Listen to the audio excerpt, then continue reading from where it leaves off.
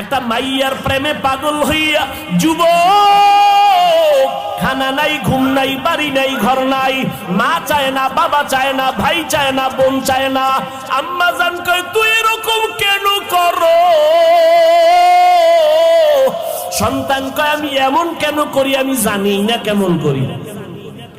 মাইয়ার প্রেমে পাগল হইয়া সন্তান কেমন পাগল হইছে কেমন করে জানি না। খানা নাই, ঘুম নাই, কয় মা লাগবে না, বাপ লাগবে না। একটা মেয়ের পেছনে পাগল হইয়া যুবক যদি সব বিলীন করে দেয়, পাগলামির মতো রাস্তায় ঘুরে।